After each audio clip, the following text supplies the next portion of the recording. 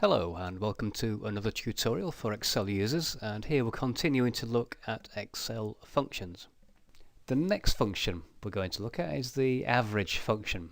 I'm going to click into cell B12 there and I'm going to create the function manually. Now you'll notice that the function follows the same format as the sum function, so you start as you would any calculation by pressing the equals key. Give the name of the function, and in this case it's average, so simply type out the function. As soon as you begin to type the function, Excel will recognize you doing that and offer you some assistance, and as you see here it tells you not only the name of the function or guesses the name you're trying to type, and also tells you what that function will actually do. And of course in the case of an average function, which is equivalent to the mean in this case, we add up a range of numbers and then divide by the number of values in that range. So once we've typed the name of the function, we do an open parentheses or open bracket, and what we need to do is simply select the range of values to include in the function. At this stage you could, if you wish, select a second range of numbers, but that isn't applicable here. I'm simply going to close the bracket, close parentheses, and then I'll just press the enter key to complete that function. I'm going to click into C12. This time I'm going to get Excel to guide me through it using a built-in function wizard. And to do that, one way of achieving it is to click on this FX button here, and you notice it says insert function, and I click on that, and what I get is this dialog box. And you'll notice it does have a range of functions, standard ones already to choose from, and average just happens to be the first one there. You've also got sum and others we may be using later on, count and max, I've noticed in that list for example. You can select a category of functions here, and the average function along with the max, min and count functions are actually all found in the statistical function category. So if I select that, you'll see I get a larger list of functions, but these are all in the statistical function category. And you notice average is there in the list, the second one down. So just click OK. And when you do that, you get a second dialog. I'm just going to move this to one side so you can see the cell we're working in. And you'll see I have two number boxes. Again, you have the option of applying additional ranges if you wish to the function. In this case I simply want to select the one range. So to do that I'm going to click into the spreadsheet and just drag down the range of values, and you'll see to do that, so if I just sort of click and drag up and down, you'll see that the range of values in the selection changes automatically as I select. Once I'm happy that I've got the correct range and release the mouse button, the function argument dialog resizes to its original shape. And before I click OK, I'll just point out that you can actually see the results of the function before you finalize it, so you can go ahead and reselect if you want to do that. So click OK, and there we have the result. For the final average function I'm going to use another option, and that's to go to the Formulas tab. Click on that, and again you'll see we have this section here that's called the function library, and on the left hand side of the toolbar you'll notice we have the insert function, a larger version than the one that's on the formula bar but does the same thing. We also have AutoSum, and there's a drop down button on AutoSum that gives you access to some of the more common functions, and also an option to go and open that function wizard dialog. You have the most recently used functions here. As I move along you'll see the different types of functions available in Excel, and some of those we'll be looking at in this course. To get to the statistical list I click on more functions, and it's actually the first option on those additional functions, and I come across and there's average again. So I simply click on that.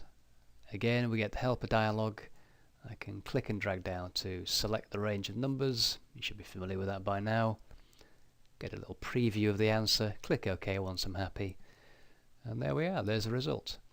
So as you will see, there are many different ways of achieving the same result. If I go back to the Home tab, you'll probably find for most of what you do, the easy thing to do is simply use the insert function button to locate the function that you need, or in the case of the sum function or average or the more common functions, typing it out is probably just as quick.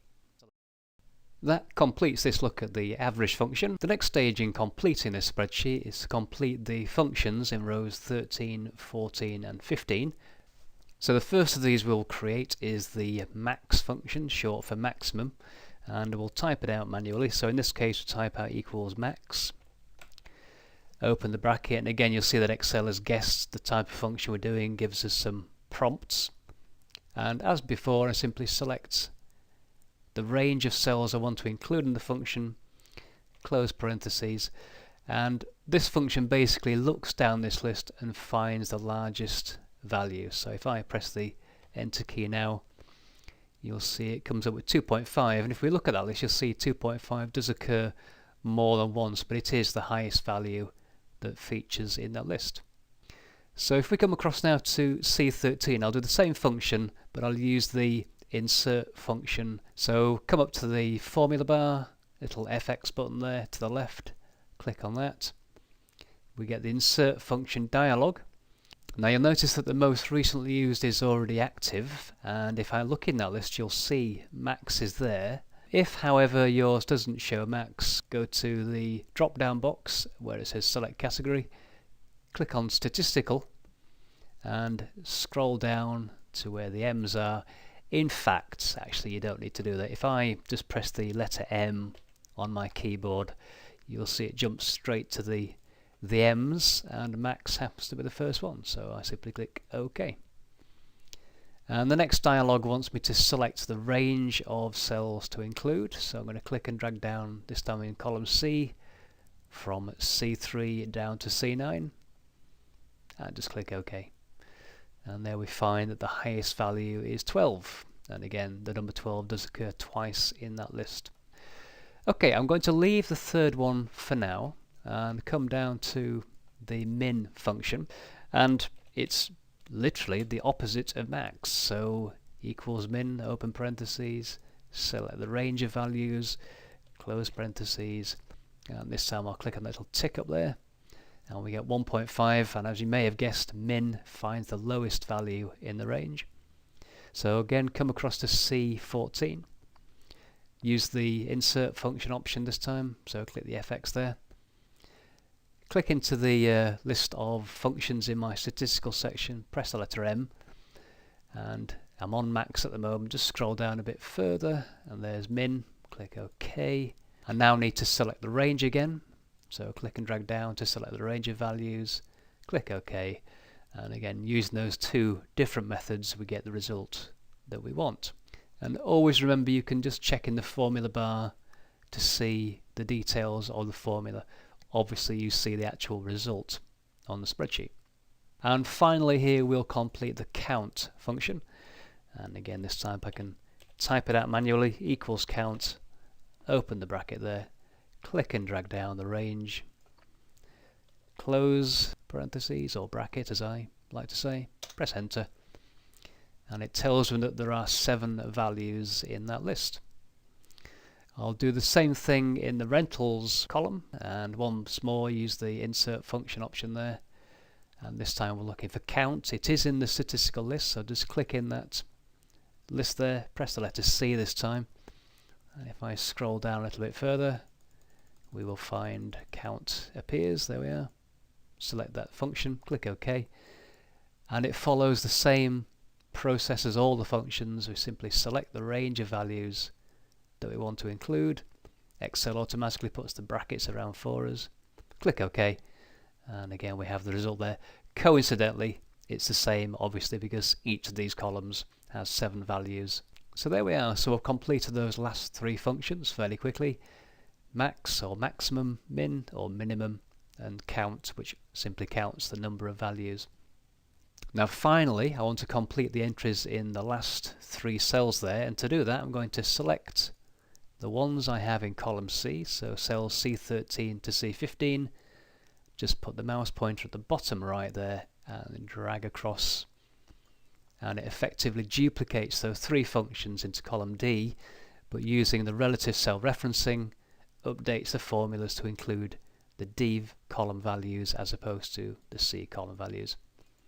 So that's the benefit of Excel, is that you can create one set of formulas and simply copy across a set of columns or set of rows and save you an awful lot of time. That completes this first look at Excel functions. Hope you found something useful there. In the next tutorial we're going to start looking at formatting spreadsheets. So thank you for watching this one and see you next time.